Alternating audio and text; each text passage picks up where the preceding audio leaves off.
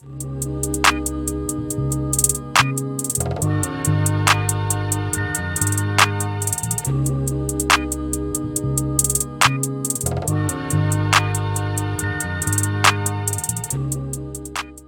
your son at? Nebraska. Okay. Yeah. So he's a freshman there? Mm-hmm. Yeah. Fresh. Man, that's a weird year to be a freshman in college. Oh man. He's getting a whole different think experience. about it, like not just a freshman in college, but he was a senior at the end of this whole thing, senior in high school. Man. So, like it's like Saturday was Halloween, and you think back to college and you go, well, what was the best holiday of college, right? There's only one holiday. Yeah. Every other holiday, you're home. Right. Right? True. Right. Like, there's no big party for Easter. Nah. Right? The only holiday You they hide another have thing on Easter. is Halloween, right? Halloween is it. And no, Dang. they're all shut down. He said there was a bunch of parties, but they all got shut down, and so Of course they did. it's crazy. Well, it's good that they did, but it's just one of those things where you don't think about all the stuff, like. Kind of ruined some of the freshman, experience. Oh yeah, it's a bummer. What was cool? I'm really proud of him. He did. He set up, like when he signed, he set up a group chat with everybody else who had signed, and so all the people who signed before him, and then all the people who signed after him from all over the world. Nice. And so when he got there, he immediately had like 30 friends, and they did everything nice. together. And, Wow. and so instead of going to school and how that first couple weeks we were moving him in, there's guys stopping by his room. Hey, what's up, man? And I'm like, how's that guy know you? Right. Like, oh, he's from Australia, or he's from we're at New York or wherever they're all those guys are from. So it's cool. That's So nice. cool. And it always helps to be on a team as well too. Yeah, well, and that's what we always push, right? Like we've said that how many times, right? It doesn't matter. I don't care if you're scholarship bound. I don't care if you can be on this team, you can be on any team. Facts. Right? And then when you get on the team, then you have immediate built-in not only friends but people who are on the right path, who are making right choices. You got coaches that are keeping an eye out for you. There's a huge benefit to that, as opposed to just being a guy who goes to school and well, who do you hook up with? Well, you hook up with your roommate. What's the chances your roommate's going to make the right choices? Exactly. 1 out of 3. Right. Okay, well, let's see. If only 33% of the people in school are going to graduate, and the graduation rate of college athletes is much higher than that, then, away you go. And it's always a statistic where they'll tell you well, these football players, these basketball players, or whatever. By and large, athletes at a school have a higher GPA and are more successful in school. It just is what it is. Oh yeah. Look around all Because your you have teams. to, and if you want to play, you have to. You know Yeah, what I mean? yeah. If you want to be a part of the team, you got Yeah. to survive another year. If you survive another year, that means you pass another 24 credits. You pass another 24 credits. And how many college kids did you know when you were a freshman that dropped out after the first semester? A lot. After A lot, especially the non-athletes. Yeah. Right. Yeah. Well, they didn't feel an attachment. They didn't Yep. have anything. Yep. And the motivation's different too. Like the Yeah. motivation for an athlete is to stay playing their sport. Right. Yeah. Motivation for someone else is probably to please their parents or whatever it is. Right, and it's so long term. Yeah. I got 5 years of this, and maybe I'll get a job. It's just harder. And not to say that's not the path. I mean, most people take that path. It's just if you can sell a different path. It's why everybody joins these frats and sororities. Get a connection. Yeah. Yeah. Frats are huge too. A lot of those things are, a lot of parties and stuff, which is fine. That's what college life is for. Yep. It's just the more you can avoid that stuff, the more focused you can be. Yeah. So. Dang. I mean, we were recording that whole time. Oh, So all right. we'll keep that in. There's a lot of gems in the first few minutes. Yeah. Coach So, Jim's over here. Yeah. Well, right? it's cool just hanging out and talking, right? So, Yeah. I mean, that's really what the show's all about. Yeah. So, back here. I think you're good. I just want to be able to see yeah, his no, that's face. good. Yeah. All right, cool. So, I mean, we've already been talking for a little bit, but if you could just go ahead and introduce yourself. Yeah, Dave Emeott, track coach, East Kentwood High School. Been there for 24 years. Originally from the east side of the state. Went to Bridgeport High School, Saginaw Valley, ran track at Saginaw Valley, transferred to Central Michigan my last couple years, and then I started here. So, had an awesome run. Couldn't imagine things working out for me any better. When you're a young kid and you got ideas of where you want your life to go, I can't even imagine ending up here. I wake up every day and I pinch myself and I go, I can't. How did this happen? Or however, another good thing will happen, or one of the kids does something successful, and you're like, man, can you believe that? That's amazing. So, Yeah, I mean, honestly, the first question I wanted to get into was, when did you realize that you wanted to be a coach professionally? Or did you just kind of fall into it? No, So when I was a kid, I grew up. I didn't have, we didn't have anything. We were super poor growing up. When I was in elementary school, I was in I was out low income housing and stuff like that, and I was really I was one of very I was the minority, like white guys in my elementary school were few and far between. Like I'm sure I had, I don't remember distinctly, but I'm sure I had classes where I was maybe the only white kid in the class or something. I'm sure that was probably happened a lot. Yeah. Then I had transferred to another school that was a lot more diverse. It was probably 40% black, 40% white, 20% Hispanic. Very diverse, crazy race riots. We were on CNN, all kinds of stuff, and I was really a guy who kind of just didn't fit in because I, as they would say, you look white and you talk black and you don't really, I didn't have. So my group was this little pod of guys who, we came from all different areas and we were just trying to get through. And those guys all happened to be baseball players, and I was a terrible, terrible baseball player. They called me Ephus. If you don't know what Ephus is, you got to look it up. It's a guy who throws. It's this guy named Dan Ephus. He threw a ball like he was a pitcher, and he'd throw like a moon ball, and that's how I threw, just to get it to the next guy. It wasn't on a road. But I wasn't raised as a kid who did sports or anything. But I just those are the guys I fell into, and. When I got into high school, in ninth grade was in the junior high, and I played baseball on that team, and I was terrible. I got one hit, which was a bunt, and I was just fast. A bunt. And that was great. It was actually a bunt over the second baseman's head. Oh, so that wasn't even a good bat. Hit. It was a hit. Yeah, that was a hit. It was a hit. It fooled everybody. That guy come running in, it was like that. And so that was, I batted .333. I was only up to bat 3 times my whole freshman year. And all-star numbers right there. Oh, it's amazing. If I had continued that career on, Scully. I would probably be in the a Hall of Fame right now. Right. So I got to high school, and I knew I wanted to be in athletics, but I didn't kind of fit in. Our football team was horrible. We were 0-9 or 1-8 every year. Relatable. And that happens a lot on the east side with football. Yeah, it was so bad. And I got a letter from a guy. And I'm sure he sent the same form letter to every kid that ran the mile in gym class. And he sent me this letter, and it just had my name probably written in his form letter and my time from gym class mile. And he said, I'd love to have you on the cross-country team. I saw it, and I was like, Mom, look at this. I'm going to be on the cross-country team. Getting recruited. It's amazing. I'm going to be recruited. I better do this. So I went. He had no clue who I was. But that guy, his name was Doug Frank. He was a high school Algebra 2 teacher, cross-country coach, track coach, who went to Central Michigan University. And he had to be all of 60, 65 years old at the time. He's 90-something now probably. And I still am in touch with him. But I was like, oh, well, and I didn't have anybody. We were super poor. I had...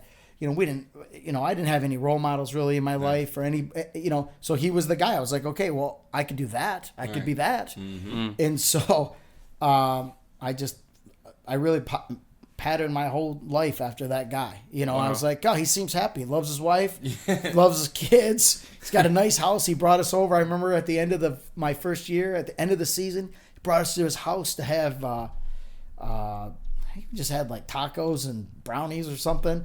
And I remember sitting in his house like, oh my God, this is the biggest house I've ever been in my life. And it was really just I've driven by it dozens of times since. That's crazy. It's a very just regular looking house, but I was like, wow, this guy's loaded. Perception's everything. Yeah. As you were breaking him down, I'm like, damn, that sounds like you. Yeah, it does. Literally every 100%. I became Algebra 2 teacher. I went to Central Michigan. I was a cross country coach for a number of years. Yeah. He's 60 years older than me, but Mr. Frank, and here's some more. Mr. Frank was the most. That was a perfect name for him. Doug Frank is a perfect name because he was the most frank person you ever met. He is not the person whose wife would say, hey, do these jeans make my butt look big? Like, he'd be like, Yeah, pretty big. And that would like you would never ask him a question you didn't want the blatant answer to. And I remember him pulling me aside in high school, and I'm sure I wasn't doing real well at the time or something. And my mom was always late to pick me up.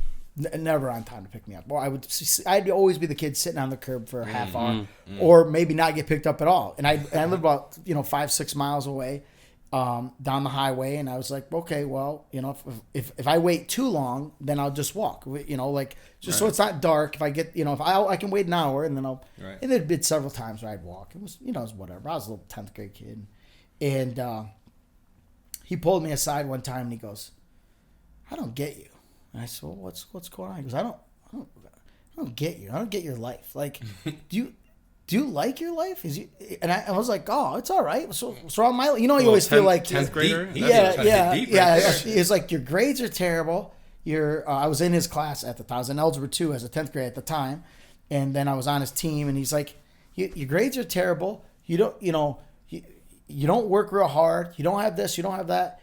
And all you're going to do is end up right back where you're at right here in this crappy house, driving a crappy car around, and you're one of the smartest kids I have in class, and you're one of the best athletes in the school, and you throw it all away, and I don't get you. And I was like, whoa.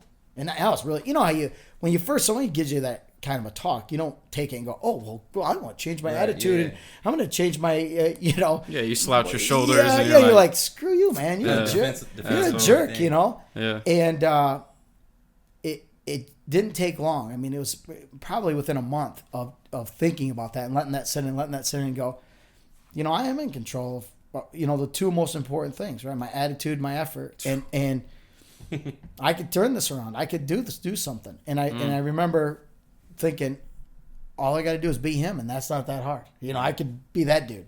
And he's had a great, successful career and life, and I could do that. And that, honestly, is my inspiration on so many things. And what's funny is he's not necessarily, we're not super close. Like, I don't talk to him a bunch. Every once in a while with Facebook or something. Right.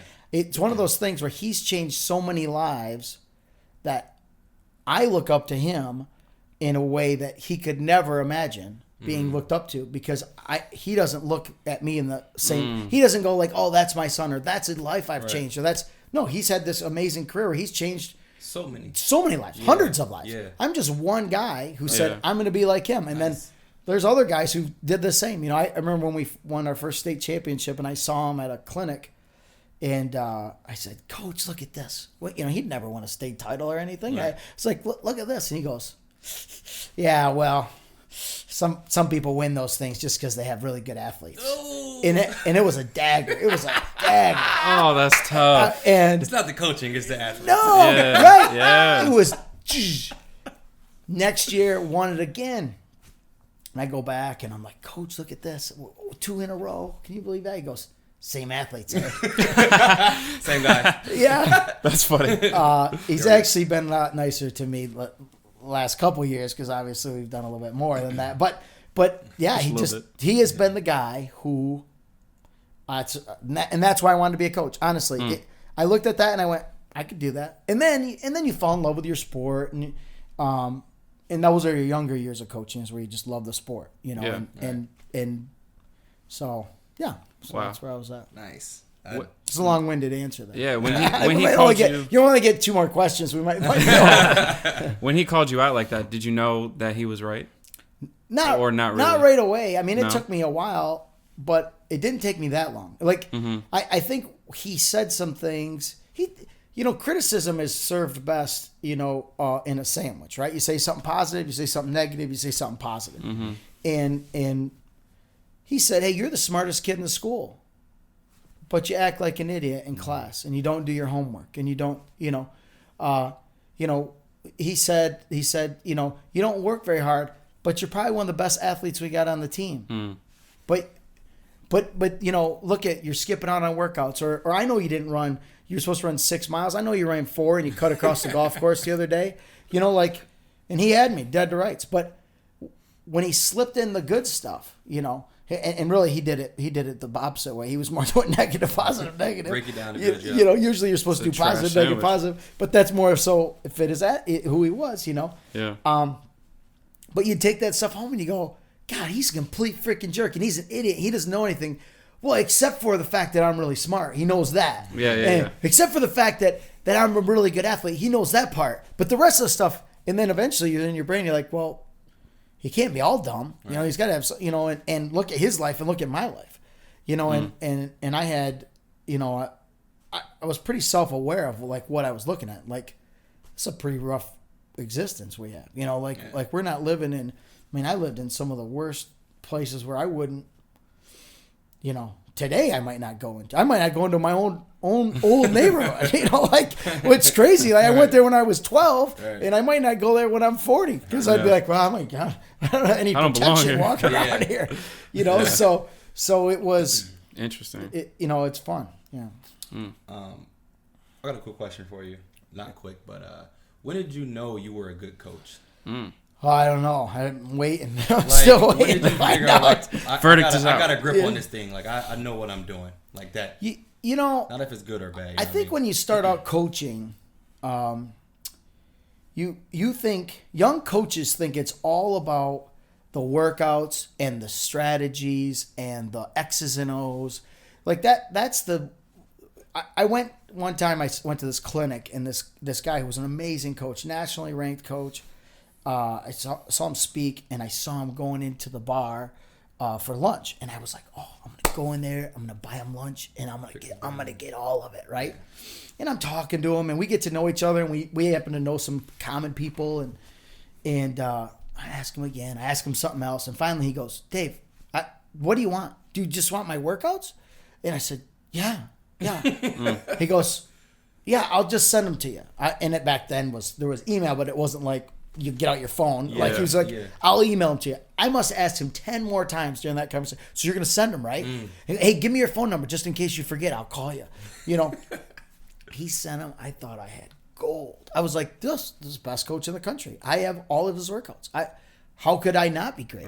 Right. When you're young, you think it's all about workouts. And I have the opportunity to speak all over the country at clinics and all kinds of places to coaches from every sport under the sun. And the young guys always think it's the workouts. They're like, oh, can you send me the workouts? Can you? Yes, here. Somebody did that for me. Here. Here you go. Here's all the workouts. Afford these. All of them. Everyone ever made. Everyone ever made. You just read them. Make a book. I don't care. What you realize when you get older, and maybe the blessing I had was I got older quickly, it's not about the workouts, right? Like, it's not about X's and O's. Phil Jackson isn't a great coach because of the triangle offense, right? Everybody could run the triangle offense, right? Like, all those other guys who tried it didn't win nearly as much as Phil Jackson. Now, Phil Jackson might be a great coach because he's got the best athletes. At the same time, who else could have coached those guys, right? A lot of other people lost their jobs. A lot of other people didn't last in those positions. And when those guys were done with Phil Jackson, they loved Phil Jackson. Right? No, you ask Michael Jordan about Phil Jackson. Oh, I love that guy. Yeah, the guy's a jerk. That guy is mean. He does awful things. He's poking at you all the time. He's always right. But he made you great. Right? But he made you great. Right. He made Kobe Bryant great. He made Shaquille O'Neal great.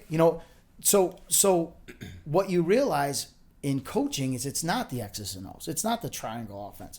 It's relationships. Right. It's about, what are the relationships you have with these guys, and what are they willing to do for you? Now, you have to have the other stuff, right? You have to have some semblance of organization. And I've watched guys go into clinics, and then I'll speak, and some guy speaks after me. Oh, I want to hear this. This guy had an amazing team. I'm gonna go check this out. So I go to sit down, and I'm right. I'm a pencil out. I'm ready, And they start talking about their workouts. I'm like, I know that's not physiologically correct. You can't even do that with kids. That's not right. You'll break that kid. This kid how did this kid do this? You start going over it, And by the end, you go, hey, idiot, you're sitting in the seats, and he's up there talking, right? He's the guy who won the national title. You're the guy who paid to be there, or whatever, right? So why is that? So It's because we're not asking the right questions, right? So then the question and answer comes. You go, hey, can you tell me about your favorite kid on the team? And their eyes light up and they go, oh man, Steve is awesome kid. Let me tell you about him. He's a 4.0 and his mom makes the best cookies and he works so hard. And then you realize, oh, well, he just has a really great relationship with Steve, right, the best kid in the country. Oh, can tell me about Johnny. I know Johnny's a good kid. Oh, Johnny's got a tough life. Let me tell you, I have to drive that kid home every day, blah, blah, blah. Well, what you realize is, yeah, his workouts all sucked. They were terrible. Nobody would follow any of those workouts except for Steve and Johnny, who love that guy and want to win for that guy and will do whatever it takes for that guy.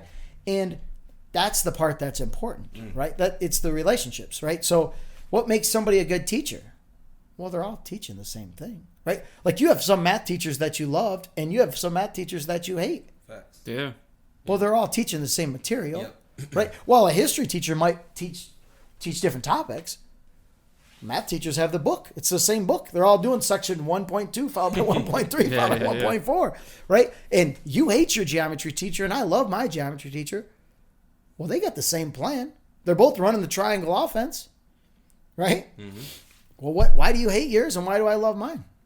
What's relationships? It's not because mine's a better teacher. Right. Or it's not because mine is a better teacher as far as the material goes. The delivery is better delivery. It might make it more comfortable for you to ask questions. Right. It's just relationships, right? Yeah, guy tells a joke every once in a while. Guy builds relationships. Guy says, hey, how was your day today? Hey, I noticed you don't have a pencil. I got an extra one for you right here. Right. Yeah. Right? That doesn't make that guy, right? That makes that guy a great teacher. Doesn't make him know his material anymore. Right. It's funny that you say that because the professors or the teachers I always had a problem with were the ones that were really strict on rules. You had to use a bathroom pass. If you didn't have your stuff, you got marked down points for the day. Just real like discouraging type of like teaching, you know. Well, think about it. Professors. The problem with professors is they don't even have to go to school to be a teacher. They just have to know more material than the next guy, right? There's no teaching school for being a professor, right? So nobody's even told them that. I mean, at least most of your teachers have been told you should have a good relationship with these kids because it'll be easier. It'll make your day go by faster. Professors, they just went to school for 4 more years and got a doctorate in math. Yeah. Right? So they get this doctorate in math and they go, well, I know ego this. Gets inflated. Yeah, I know calculus. Let me spew out the information.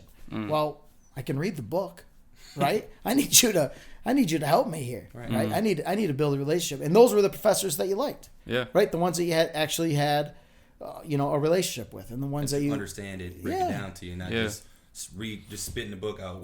And they know you need it this way, and they know you need it this way, because they know you.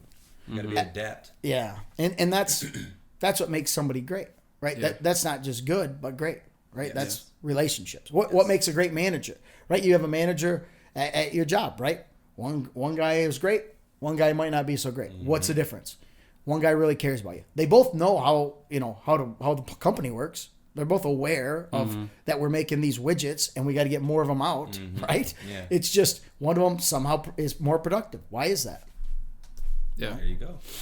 So, I mean, I think naturally the question would be, how do you manage that with 50 people or however many on the roster? Yeah.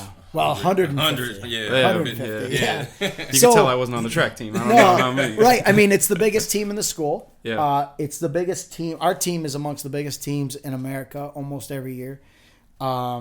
There's not many teams. There's been teams who've tried to build their numbers just so they could be as big as us, just to see if that's the secret sauce. Just having more people. We'll just have a lot of people. We'll just invite everybody else. See what happens. Someone will be fast. Yeah. Well, there's truth to the fact that probably works. If you have 10 kids, one of them's going to be good, right? You put 10 dudes in a room, right? One of them's going to be a good athlete. Yeah. You put 100 dudes in a room, one of them's going to be a great athlete.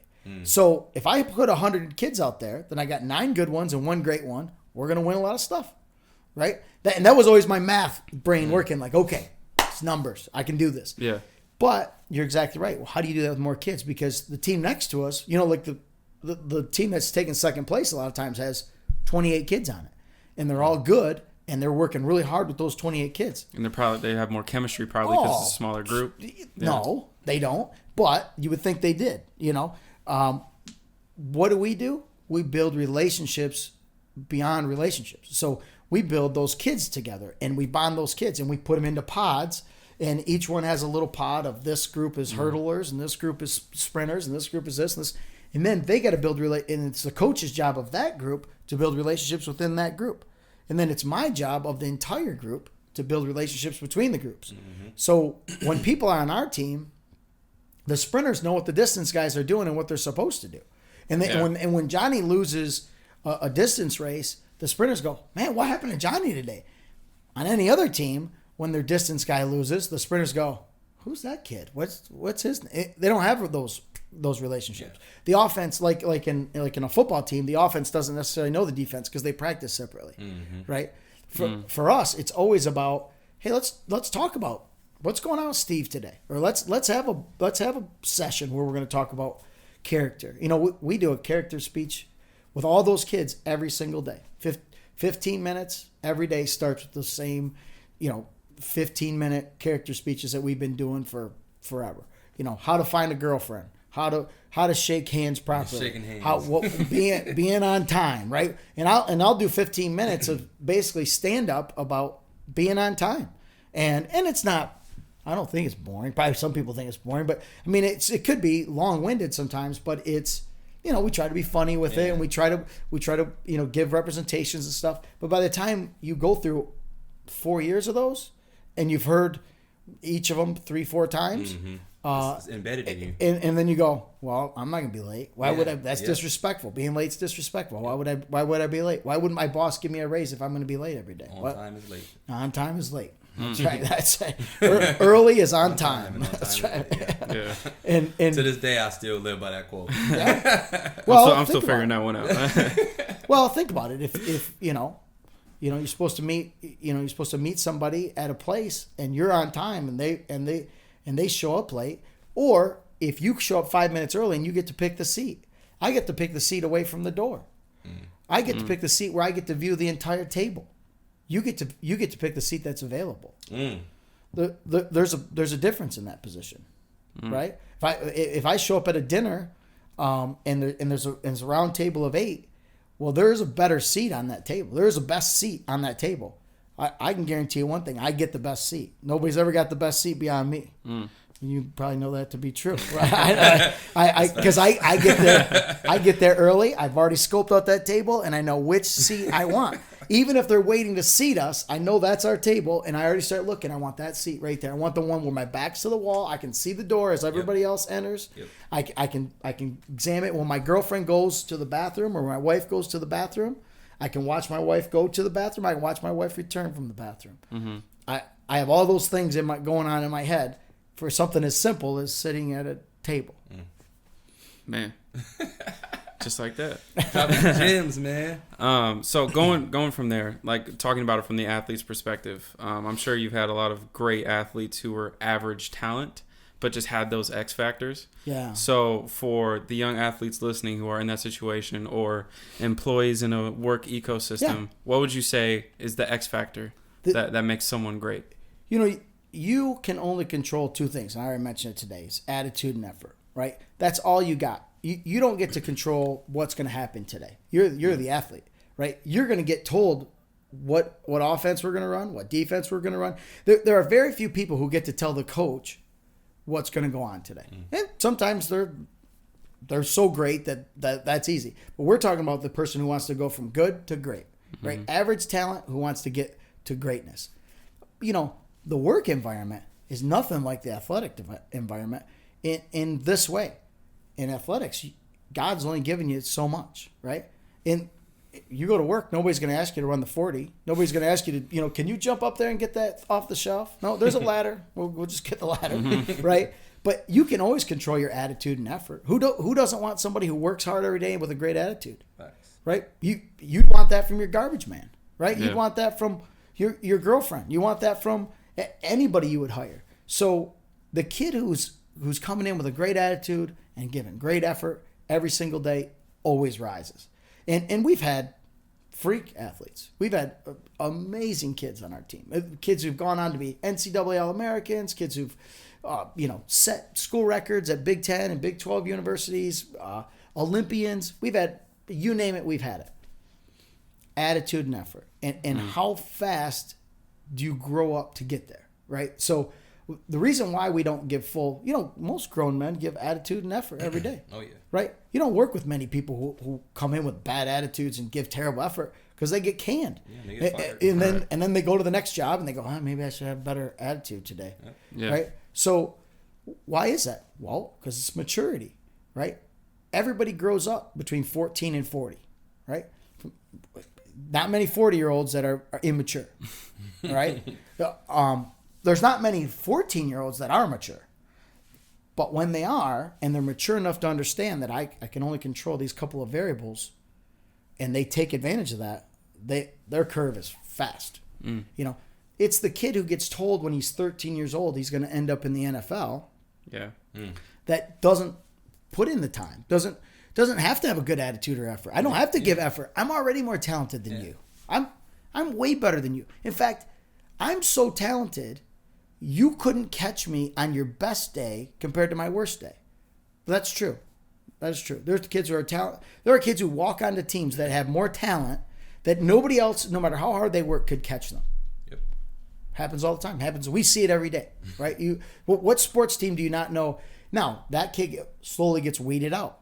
It's so much more prevalent in high school. In high school athletics, that happens all the time. It's the mom and the dad who told that kid, well, you're going to the NBA. You're going to the NFL. You're going to be a professional. We're here for a full ride. We're not here, Yeah. Well, how hard would you work if you were already told that your destination is predetermined and it's professional athletics, right? So when you can teach a kid maturity and attitude and effort early, and they catch on, then they go boom, boom, boom, and there's nothing more sad and more rewarding than to watch the talented kid get beat by the skilled kid. It's super sad the day it happens. It's very rewarding the day it happens. Facts. You're bummed because you're like, God, look, he just pissed it all away. He just pissed it all away. Yeah. He's super freak. That kid was a super freak, and he's gone, and he's done because then he's done. Yeah. Because when the day that kid gets taken over by the skilled kid, it's too late. It's over. The ego's gone. Everything's gone. Now you don't have anything. Now you're not. The work ethic is. Well, you can't even work hard enough to catch back up to where that kid is, because he's already surpassed you like a bullet train. Yeah. And you're like, what just happened? I just got beat by that kid. That kid I've been beating his whole life. Yep, you did. Why? Attitude and effort. You didn't come with a great attitude every day. You came with your talent every day, and those are the Ben brothers, right? Yeah. Those are the Ben brothers, and we all know them, right? We all got that uncle, right? Yeah. Oh man, I was so good. That coach, if he'd have just done this, that, blow my knee out. Coaches have ruined, more professional careers, right? Every guy you talk to, right? Oh, I was gonna be in the NBA, but that coach, he didn't get it, and he didn't play me, and you're like, wow, he decided not to play NBA players. Well, he must have been talented. That bench must have been. Must have had a roster full of. Yes. Jeez, what did those other guys do? Well, Yeah. Like the famous quote, hard work beats talent when talent doesn't work hard. So, yeah, 100%. That's like you said, man. I see that all the time. Yeah. Like to this day.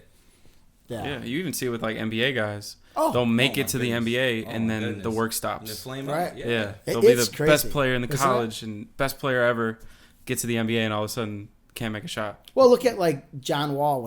John Wall is a perfect example of that. When he came out, he was a deal, right? Mm-hmm. Like he was a deal. Now he's a serviceable player. He's been playing for a long time in the NBA. Yeah. But you would have thought when he came out, He was the guy. Yeah. I remember that first introduction when he came out, and I'm sure most guys remember. He came out, he's doing all this, like, oh, look at me, the and confidence and is all sky those, high. oh my God, and all those NBA veterans are looking at him like, are you out of your mind? You know how hard this league. Like, if you watch an NBA game in person, those dudes are so enormous. They're giants and they're freaks, and they jump out of the gym, and that's the thing. You're like, nobody comes in here. When you watch a guy like LeBron dominate, you're like, that is insane to me. Right. Because it's so hard to do. Mm-hmm. You know, it's just so hard to do because they're just so big and massive. And everybody's so talented and skilled. Yeah. You know, but people like LeBron go above and beyond and put their work in. Well, that's the thing. He's an attitude and effort guy. Yeah. Right? Have you ever? Oh, yeah. And he has the talent too, but Right. His glass is full. Right. And then on top of it, and that's where all the greats are. Yeah. Who's not? Facts. You know, who gets to be great? There's a lot of guys who are super talents who don't really put the work into it, but they're already super talents. Mm-hmm. When you can be super talented and a professional athlete without working is amazing. It's that Tiger Woods, John Daly. Have you guys heard that Tiger Woods, John Daly story? Tiger Woods is walking through the bar after the third round of some championship, golf tournament, and he's and John Daly's, I don't know if John Daly's this older guy now, but big fat guy, drinks, smokes, and Tiger Woods is walking through the clubhouse to get to the range, and Daly goes, "Hey, come on over here and have some drinks, man. Calm down. Let's just hang out." And he goes, "I can't. I gotta go to the range." And Daly goes, "No, you don't have to go to the driving range. You're the best player in the world. Come on over and have a drink." And he goes, "No, I'm not as talented as you. If I was as talented as you, I probably could go over there and have a few drinks and still win the tournament. But I'm not. I got to go out to the range." Right? And that's why Tiger's one of the best of all time. And there's why you're the greatest golfer of all time. Right? Yeah. There's why you're Tiger Woods. Because you constantly have that chip on your shoulder. You constantly have that, I have to work harder. I have to, and it's work smarter and it's all those things, but it's not ever resting on your laurels. And that's where you watch kids do that, and it's amazing. I get to watch kids do that and go, why should that kid work? So when we came through, only 2 teams in the history of West Michigan had ever won the state title, really in a modern history, maybe the last 80 years or so. And Traverse City did it once, and Portage Northern did it once. And when your class was coming through in that 4, 5, 6, 7 range, we were trying to get there. We were working toward that. That was our goal, and that's what we were trying to work toward. And I remember thinking, why is that? Why can't anybody win? I mean, seemingly we have good athletes over here. Yeah. We win a lot of football games. Why is that? Well, because you never had to. Because to be the local man in the 100-meter dash or the mile or whatever it was, you didn't have to be that great. And then you go to state finals and you just get slapped. Mm-hmm. And you'd go, I remember one year we got skunked. We scored 0 points in 06 or something like 05 or 06. And I remember thinking, how's that possible? We were pretty good. We had, we were in the conference championships and all this stuff.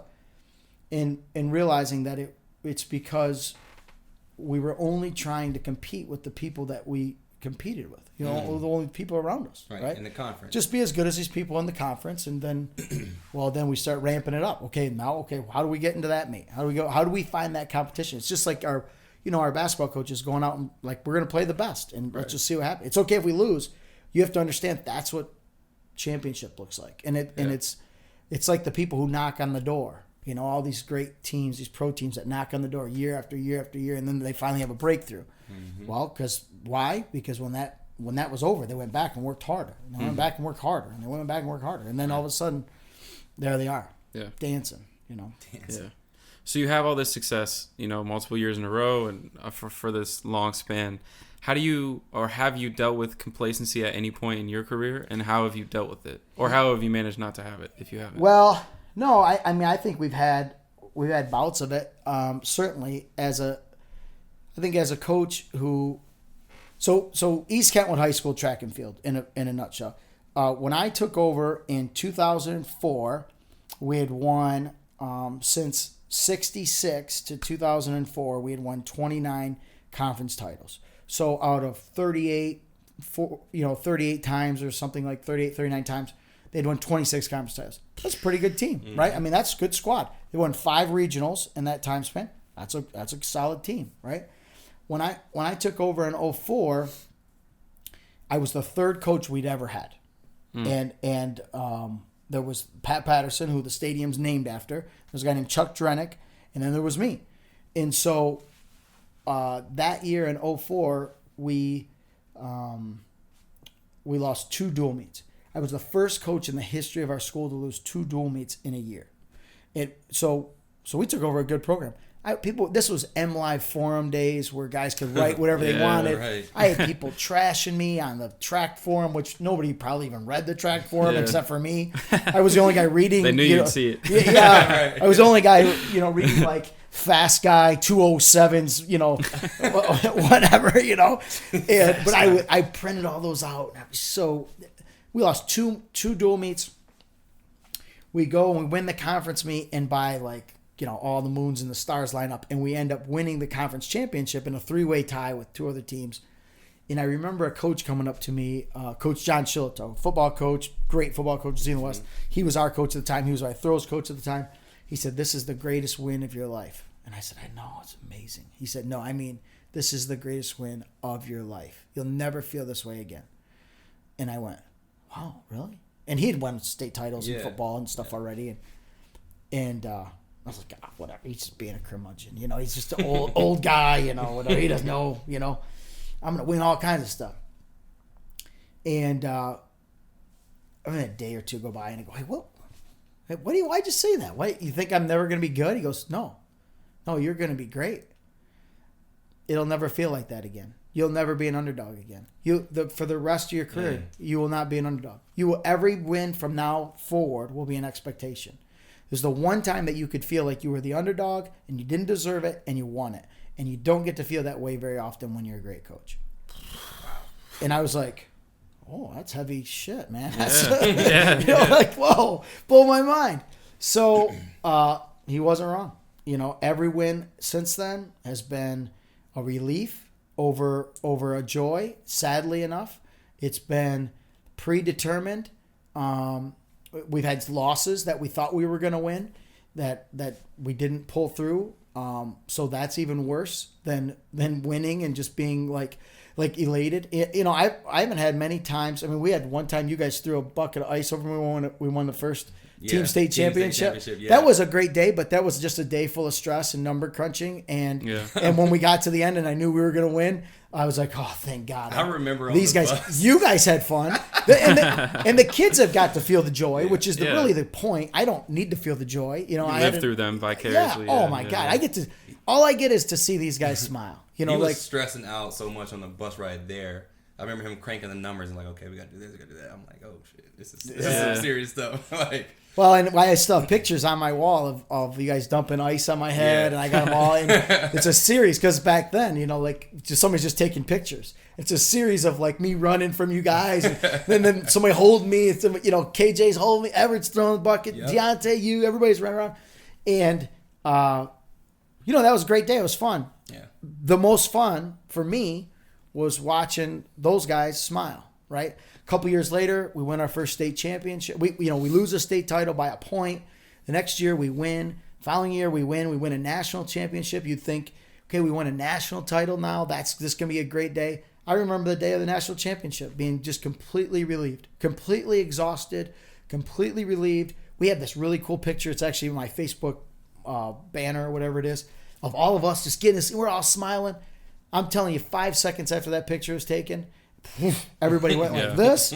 I said, "Hey guys, I love you so much. I'll see you later." And I jumped in a car and I drove throughout the night to get home, exhausted. And somebody drove me. Mr. Thomas drove me all the way home because it was Father's Day was the next morning, and I wanted to be with my kids on that Father's Day the next day.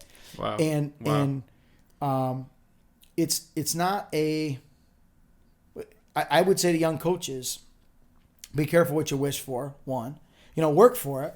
Work to stay on top, right? I don't want anybody to feel bad for me. Like, it's so, woe is me. I've had this awesome career. We've won 8 state championships and a national title, and I've had, 50 plus kids go to Division I universities, and I've had kids All-Americans and all these things. Don't feel bad for me, but know that it's not all it's cracked up to be. It's more relief than it is anything else. Losing is so depressing and crushing that you're just fighting not to lose all the time. And it's similar to most things in your life, right? It's similar to most things that happen in your life. It's just when you boil them down to sports, There's a winner and a loser. It's a definite It has winner. to be. With other things in life, there's maybe I didn't get that job. God writes straight with crooked lines, and maybe I'll get the next one or whatever. All that stuff. But truly, for me anymore, I remember when I was younger thinking, man, if I could win 10 state titles. Nobody's ever won 10 state titles. That would be awesome. It would be amazing, right? At this point, if I could just see a bunch of kids smile and have fun and be proud of themselves and know that they got better as people and as athletes and as sons, and that part to me has been,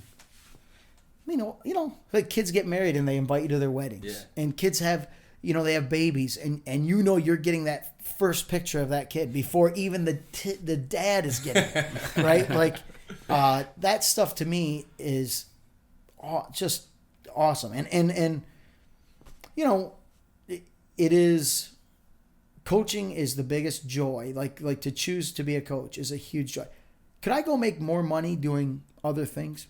Yeah, probably. I mean, I would imagine so. I imagine I could go, be a manager in a business somewhere, or I could do, with the skill set you have of motivating a bunch of teenagers, I'm sure I could motivate a bunch of, middle-aged dudes to do something, Pretty similar. Yeah.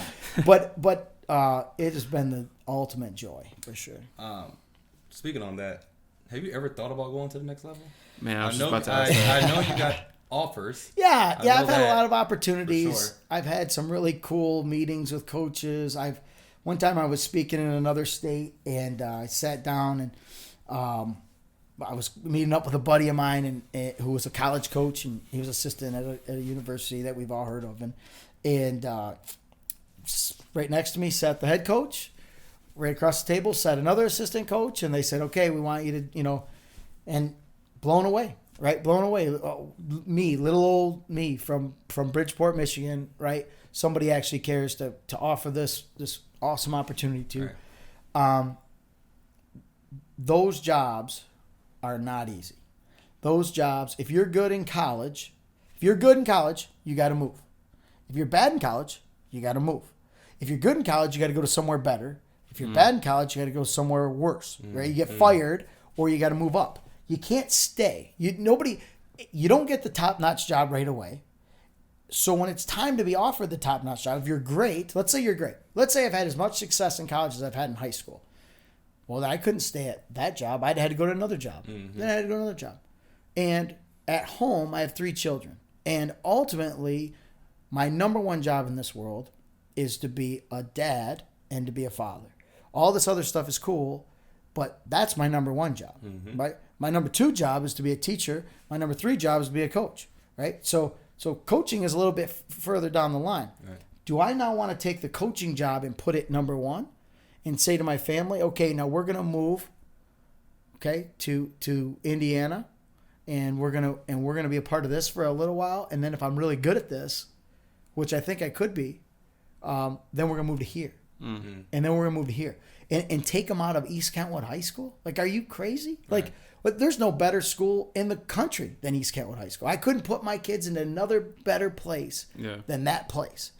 So when I, and that wasn't the only opportunity. I've had many opportunities over the years. I've had I'm friends with a lot of those guys. When you send people, these great athletes, start calling you back. And they call you back and they go, how does this kid know this already? Or what is it that you were doing? He showed me some, workout. What is that workout?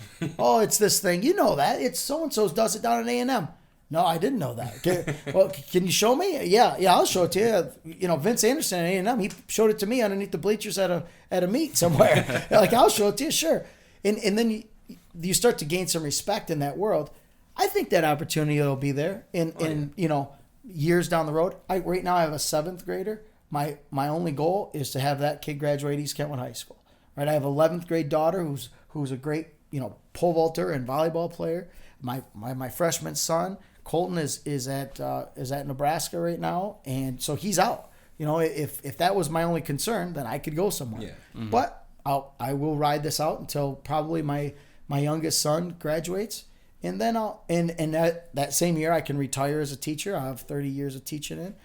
And so then I can start contemplating, what do I want to do? What is important in my life? And or do I just love hanging out with these high school kids so much?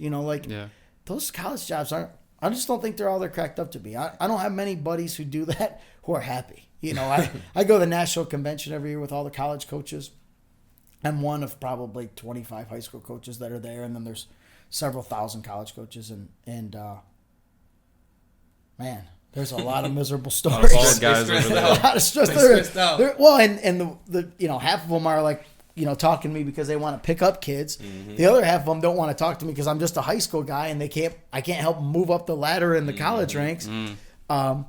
So sure, it's just like anything, right? Why don't you go after that management job? Why didn't you move out of this company to go to that company? Well, sure, that company would pay me more money, but what's my quality of life? What's my kids' quality of life? I got a pretty good gig, What is true happiness? It's not money. It's not fame. We know a lot of rich, famous people who are miserable. Yeah. Right. So see it all the time. When you find your niche, right? Like, people kind of like me right now, right? Like, I'm in a good spot. People think I'm a good dude. Just a little bit. Well, but you know what I'm saying? Like, people like being on the team, and people, I have great relationships with kids, and then my kids go off to college, and they go, yeah, coach, that guy's a jerk. That guy, Coach so-and-so, I hate that guy. or I get invited to weddings, and their college coach doesn't get invited. Mm-hmm. And I'm sitting at the table going, who'd you sit me with? Where's Coach so-and-so? Oh, I don't want that jerk here. He's awful. You spent 5 years with him. You won a national title. You did all this. No, I can't stand that guy. And you go, man, what? The same thing applies that you said about the athletes. Like, some coaches just get there because of the situation, circumstance. Maybe they just had the talent, but they don't work hard. They don't build the relationships that you talked about. Well, we always say a lot of those coaches are either they're 90-10 guys. They're 90% X's and O's and 10% Jimmys and Joes, or they're 90% Jimmys and Joes and 10% X's and O's. They don't have good balance, right? So they'll have they'll just go out and get all the best kids, and they don't know how to coach them, or they know how to coach them, but they can't get the best kids to come because they don't have good relationships to bring the kid in. So it's about having a balance. And who are those guys, right? Tom Izzo is a relationship guy. Those guys, the best basketball game to go to is the last game of the season, the last home game of the season, and wait till the last minute or so, yeah. No, well, the last minute or so. Wait till after that, because then they all go to the locker room, and there's not a lot of people left there. It's probably less than 500 people who stay in the stands. I do this every year. I'm very blessed. I get tickets. I go. And I go, hey, let's sit and watch. Whoever I'm with, hey, let's just stay here for a minute. They bring out, it doesn't matter who it is, 2-3 seniors crying, hugging him. He tells a story about them. They tell a story about him. That guy MFs those kids and screams at those kids, and strips them down butt naked in the middle of the court. You watch them all year long, and you go, how in the world can you scream and holler at somebody that much and they love you? I mean, that happened. Like, he got on ESPN like 2 years ago because he was screaming at I think it was Aaron Henry at the time. Yeah. And everyone was like up in arms, but every Michigan State fan was like, that's what he does. It's a regular day. I thought it was just coaching. I thought it was coaching. Like, I'm used to that. Well, but he knows what buttons to push, and that kid knows, right? What did that kid come out and say? He didn't come out and say, hey, can I get in the transfer portal and get the hell out of here? He came out and said, I played terrible. Yeah. What did that kid's mom say? Yeah, he needed Coach it. was right. Coach was right. Yeah. So he knew he could do that. Now there's other kids he knows he can't do that to. Right. Or he knows, and what a lot of people see is the yelling, right?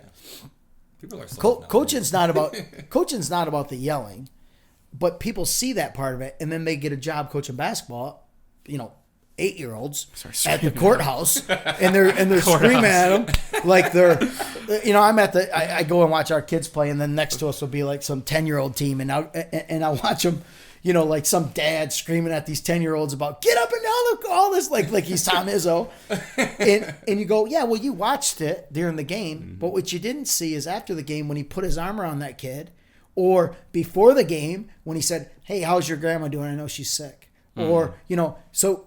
They didn't see the relationship part of it. They just saw the screaming part of it. Right. And so they think this is coaching. This is how I'll be a great coach. I'll just scream, And it's, I don't know how many times I see it. I'm like, why are you yelling at that kid? And we're in track and field. I'm like, you can't yell at anybody in track and field. They'll just quit. There's no cheerleaders. There's no fans. There's no lights. Like they'll just walk out, you know?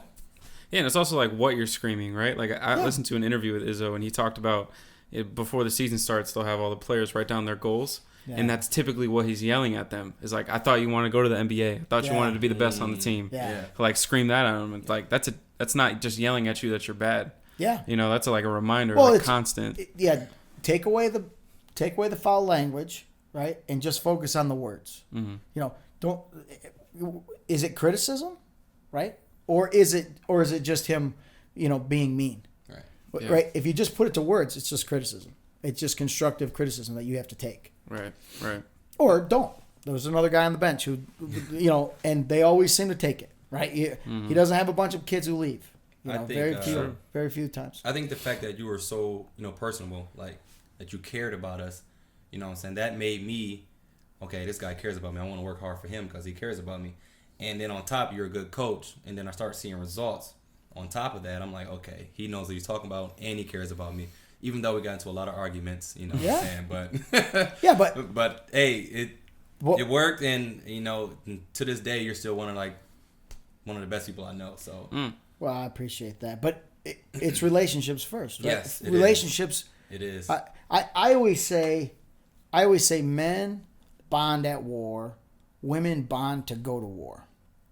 So men a lot of times don't have to necessarily like each other to play with each other. You could hate that guy, but if he's standing in the end zone, you're going to throw him the ball, right? Girls would never do that. Girls, if you were talking, if you were talking to my boyfriend, you could be standing under the hoop at the state finals basketball game, and I am not giving you the ball. I will take this shot. It's real, just the way it is. Ball hog. Yeah, 100%. And they're honest most of the time. You're like, why didn't you give it to Jenny? No, I hate Jenny. She's not getting all the glory here. Like, oh, okay, nice to know. But the caveat to that is those relationships have to come one way or another, right? And for some kids, they don't win at war, so you got to build relationships with the kids that aren't winning everything also. Your little freshman and sophomore kids, you got to figure out a way to, and what buttons to push. We had a kid who ended up being a great hurdler, but wasn't a great hurdler when he was a young kid, and he one day I yelled at him for something. He was leaving a mess, or I think he had garbage on the ground. I don't remember what it was. And then he had a really good day. And Coach Burton, one of my assistant coaches, said, "Man, when you yelled at Antoine, he kind of had a good day today. I don't know what that was." I said, "We'll put that away. We'll just keep that over here. And just remind me, next time we need a day from him." A couple weeks go by. And he goes, "Hey, we need points in the high jump right now." I'm like, "Okay, Antoine, do this. What are you? Look at this man. Look at these shoes over here." I'm as close with Antoine as I am with probably anybody, and I love that kid. But we would manufacture reasons to yell at him because for whatever reason he needed that spark. I'm not a yeller. I'm not a yeller. I don't yell hardly at all. That's not who I am. But that was a kid that we just put it in the back of our head, and we're like, okay, that's a button we can push. That's crazy. He got to college. He ended up he was high school All-American, and he was really, really good. He went to college, and they're like, he just doesn't care about anything. He's just laid back all the time. And I said, "Have you ever yelled at him?" And yelled at him. This is a guy who yells. He's a yeller. He's like, "I don't want to scare him off. He just seems so." I'm like, "Why don't you yell at him one time?" See how that goes. And this college coach at Nebraska, his name's Billy Maxwell. He's like, "That goddamn worked." So they would just, and I might not know it to this day, but they would just yell at him he ended up being second in the NCAA. He was a name I heard all the time. Yeah. He second in the NCAA. He only lost to Grant Holloway, the best hurdler in the world right now. Yep. Wow. So coaches are master manipulators, huh? Well, crazy concept, right? Like you'll say to parents, kids. We're very lucky. We have all these kids who've gone off to play Big Ten football and all this stuff, and they'll hear back the moms will hear back and they'll be all upset. Oh, he was yelling at my kid. He doesn't need to be yelled at. Well, yeah, in high school he didn't need to be yelled at because he's the best kid on the team, and he worked hard and he did everything right. So he just. But when you go there, everybody's the same, and the coaches need to figure out, if I yell at you, if I MF you, if I do this, is that going to work? Oh, it actually doesn't work with you. Okay, I'll move on to the next kid, and I'll try it on him. What worked with you is just having a good, talk. What worked with you is just doing this. That's what the great coaches do. They figure out, what does it take? If I tell a kid, if I bring a kid over and I go, I love you, AC. You're going to do great today. You're going to have a great day. Give me a hug. And you hug it out. And you send them out there. That works, right? Does that work for everybody? No. There are kids we creeped out. Like, what is he, some pervert hugging on me and stuff? You got to know. Is that going to work or is that not going to work? Relationships. Like what we talked about at the beginning. Yeah, knowing your personnel. You got to know your personnel. Just like being a manager at work. Yep. Right? Oh, yeah. That's facts. Wow. There's a lot of gems in there. I'm sorry. I talk too much. Nah, you're good. That's the point. Good, man. I definitely, with everything you taught me, I bring it into my, my work environment as well. I try to be a good leader and know everybody is different, try to, handle them different ways, when I was in that supervisor position. So, yeah. And like you said earlier, some people were more productive when it was time for me to run the show than it was for another person to run the show. I'm like, because I actually care about them and, ask them how their day was and this and that. Other people just like, do this, do that, and just very authoritative. Like, sometimes you can't work like that. Well, it's the same question. You're asking the same thing. Yep. Right? You're not. Exactly. I'm not asking in a different way. I'm not asking you to do, you still got to get, the job done. Whatever the job is, it's still got to be done. That box has got to move from there to there. I could ask you in, 10 different ways. Right? It's just how you feel about it when you move that box. Yeah. Try to be positive and, Attitude and effort. Yeah, attitude and effort, man. There That's it all it is. is. Full circle. So normally to end the show, we have a question of the week. And the past 2 weeks, we've had some solid ones. Okay. So we'll ask you and just get your answers on them. All right. So the first one is, what was your most impactful year of your life in terms of your age? So maybe specific events that you went through. So when I was 18 years old, so I had this great coach, right? At the same time, I was a hood rat, right? I ran with some tough kids. A lot of them aren't around today, and I got myself my share of problems in my life, and I wasn't the best kid in the world. So when I was 18, I went to college at 17. My freshman year of college, I was 18 years old. That next summer, I was a lifeguard at a beach. I was running the streets. I was trying to, date as many girls as possible, the whole deal. Baywatch. And 100%. I was just working on my tan and what I could do with that tan, right? So met a girl halfway through the summer and fell in love immediately. Back then, you didn't have a cell phone with, 75 contacts and, fake names like AC has in his contact. He knows. So you don't tell nobody that. But you'd have a piece of paper with, names of girls on it, like your little black book, right? And came off the stand, went in. Girl was sitting there hanging out with her friend, who was a friend of mine, and went back out. Came for my next break, came in, and I said, Julie, I'm gonna marry that girl right there. I'm in love with that girl. That's it. Just tell me, how do I date her? What do I got to do? Right. And she's like, oh, I'm not letting you date my friends. I see you dating all these other girls. I went into my wallet. I grabbed my list of names and numbers. I ripped them up, threw them in the trash. I said, no, I'm serious. That's who I'm gonna marry right there. And so this, start dating this girl. It's a great summer. She goes to school. I'm at Saginaw Valley for my second year. I'm on the team and all those things. And she's at Central Michigan, so she's a ways away. But I'm heading up there as much as I can to see her.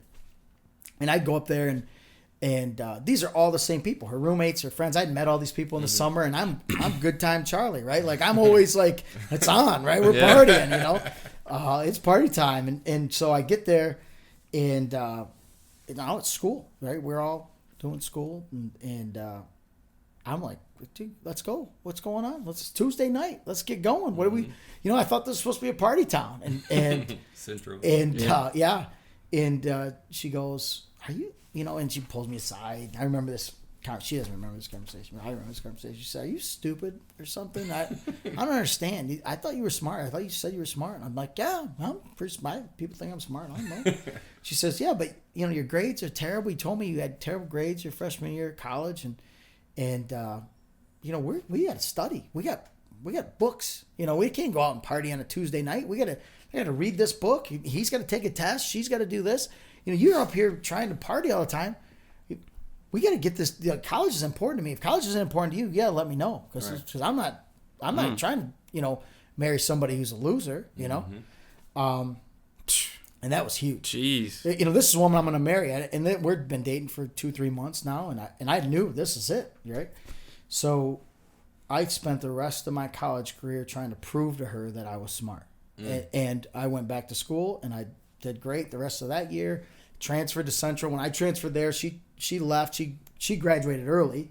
She went back home to Saginaw, got a job, got a career. Then I continued on, but not only the most impactful year, the most impactful day of my life was that day, and that's my wife. My wife and of my 3 kids, who's changed my whole life. She holds me at an expectation beyond anybody else. And I say this, I've given the How to Find a Wife speech a million times. You've probably even heard that speech a couple times. But it's about finding somebody who makes you a better person, right? I don't need somebody that needs me to take care of them. I don't need them to take care of me. I need somebody that we can take care of each other and make each other better and push each other. What's awesome about her is she doesn't care about, like, track and field. She could care less. She's cared more the last couple of years because her son's been on the team and he's been good, and so she's there figuring stuff out. But we would have these giant parties after the state finals. Every year after state finals, we had parties at my house, and we started having them years ago. And she would come up to me in the middle of the meeting. She'd say, "Are we going to win or are we not?" And I, at first I thought she actually cared about winning and losing. No, it was about how much food she had to order. Because on winning days, we get a bunch of food. On losing days, nobody comes. And she would always have this food, and then she'd have this food on reserve, and then she'd have to make a call by 1 for 4 o'clock. She never cared about anything. I remember getting home one time, winning a conference meet or a big meet or something. She didn't ask me. I didn't tell her. I wouldn't tell her. I didn't tell her. Until she asked. Until I was waiting for her to ask. Yeah. It was 3 days. I was into the next week. and she just didn't care about this thing. And it wasn't that she was an awful person and she didn't care. It's that she just cared about me. She probably knew that we won because of my attitude toward how I was. She didn't have to ask, and she doesn't, track and field is not her thing. Oh, yeah. She has her things. I have my things. But she makes me better because I'm every day trying to prove to her that I'm valuable, right? And so that's most impactful. Wow. Long answer, sorry. That's a great answer, though. That's a great answer. Yeah. I love it. It's funny because you hear that a lot from, especially celebrities who get their platform. They'll talk about I really wouldn't be here without X, and it tends to be their wife or their parents. Typically, I'd be dead. Yeah, not a joke. I'd be dead or in prison. I have no doubts. All the dudes I was running with, for the most part, that's where they're at. It's powerful. It's just the way it is. It's crazy how that one person can just shift your whole life around. Yeah. Well, and it, I mean, we had the conversation too when we asked that same question. Yeah. It's we both had that one person in each of our lives, our own stories that really felt like shifted our entire life trajectory. Yeah. Yeah, well, that's what it is, right? It's a coach or it's and I've been fortunate to have a lot of those people, but I mean, obviously she's the one who stayed around. Didn't, probably tried to leave me a couple times. One last question. We also had a question of the week about what was the most impactful book you ever. Yeah, I've been thinking about that. You read? I read a bunch of books. Yeah. I love reading. I'm always I've never read for joy particularly. I know some people read Harry Potter or something, but that's not my thing. I only read if they could make a documentary about the books I read, I would just watch them probably. Yeah. Because I'm the same way. Right now I'm reading Thinking in Bets by Annie Duke, which is a really good way to look at life as far as would I bet on that? It's called Thinking in Bets. Thinking in Bets by Annie Duke. Duke. It just came out. I'm about 5. It's only 6 chapters long. I'm about 5 chapters in right now. But it's all about like, assessing your situation. Did I get lucky or was I skilled, or did they get lucky? And whatever those are. So that's what I'm reading now. But probably my most impactful book is a lot of Malcolm Gladwell books. I love everything Malcolm Gladwell writes is amazing. I love 10,000 Hours was a great one. Probably changed me, and I think when I read that, my brain started to think toward, if I just could work harder at something and just put more focus and time into it, and to also understand that I'm not there yet. So I probably read that in early 2000s, and to say, I don't have 10,000 hours in. I don't deserve to be where that guy is. And so many times young people look at things and go, well, I'm smarter than that guy. That 40-year-old guy, I'm smarter than him. I'm better than him. I know more about computers. Shoot, he's got a flip phone. And, they got him working IT. I could do this. Want things now. But, yeah, you want it now. And I think when I read that, I thought in my brain, you know what? And I start equating, like, how many hours of coaching do I have? Or how many hours of teaching do I have? And I was like, shoot, you got like 2,000 hours. You got a long way to go. You got a long road to go. And then I like that book. I think that book on steroids is like Mindset by Angela Duckworth. I don't know if you ever heard of that. I'm actually working through that book right now. That's funny that you said it. Yeah. I love that book. Yeah. It's a growth mindset versus a fixed mindset. And so often it's kind of the same thing. We have this idea that I want it now and I deserve it. And I'm already there, right? As opposed to the growth mindset that says, I do want it. I don't necessarily need it now, and I need to work a little harder to get there. And for me, in coaching, that changed my mind because I could teach kids that. I could say, listen, man, you're not there yet. Like, the most important word in life is yet, right? You haven't found love yet, right? You don't have the perfect job yet. You don't have the house you want yet. But it's just yet. It's just coming. And you have to hang in there. And if you hang in there, that's when you get there. It'll come. You got to work hard for it. Yeah. Keep grinding for it. Definitely understand that. Yeah, that's powerful. Heck yeah, man. Appreciate all the advice, man. Yeah. I don't know. I've looked at all you guys' stuff, and I'm like, I think I might be the oldest dude they've ever had on. Yeah, that's probably true. I watched. I'm like, I don't know anything about Drake. I don't know nothing about. You got the most wisdom though too. You got the most gems for sure. I don't know anything about all these things. I'm like, I don't know what they're gonna ask me about. I hope they don't ask me about. I was asking the kids today. I think your last podcast had like, I don't know, some rap stars or something. And I was like, I don't know, who's this dude? Who's that dude? I'm like, what if they ask me about this? And he like, Coach, you just won't know. Yeah. I'm like, oh, okay. Yeah, we try to avoid those type of questions from you. I appreciate that. I appreciate that. Yeah. Very, vanilla. Yeah. Yeah, I mean, that was kind of like the reason the show started, was just to show that, every conversation is different, but there's always something that you can learn from each different conversation. Yeah, it's the takeaway, right? What did you take? I mean, I'm a podcast junkie.